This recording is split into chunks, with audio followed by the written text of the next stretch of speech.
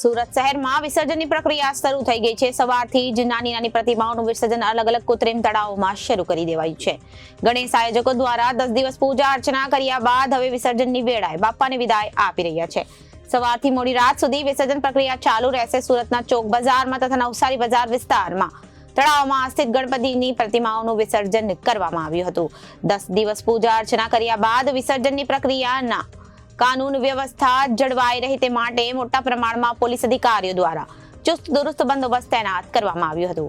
સવારે 6 વાગ્યાથી વિસર્જન શરૂ થઈ ગયું છે, જે માટે મનપા દ્વારા તમામ તૈયારીઓ કરી લેવામાં આવી છે। વિવિધ ઝોનમાં સાકાર કરાયેલા કૃત્રિમ તળાવમાં ગણપતિ વિસર્જન માટે મનપા કમિશનરે આરોગ્ય વિભાગ, ફાયર તથા પબ્લિક ઇન્ફ્રાસ્ટ્રક્ચર સેલના અધિકારીઓ સાથે રિવ્યુ કરી ગણેશ વિસર્જન માટે તૈયારીઓ કરવામાં આવી હતી। કામગીરીની સમીક્ષા કરી હતી અને કૃત્રિમ તળાવની વિઝિટ લીધી હતી। મનપાએ શહેરમાં કુલ 21 તળાવો સાકાર કર્યા છે।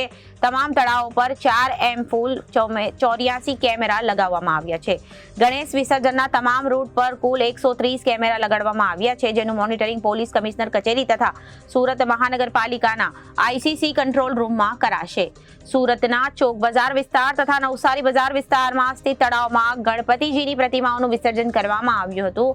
10 દિવસ પૂજા અર્ચના કર્યા બાદ વિસર્જનની પ્રક્રિયાના સમય કાનૂન વ્યવસ્થા જળવાઈ રહે તે માટે મોટા પ્રમાણમાં પોલીસ અધિકારીઓ દ્વારા ચુસ્ત દુરુસ્ત બંદોબસ્ત તૈનાત કરવામાં આવ્યું છે। Reporter Hanif Malek, Janadesh news, Surat.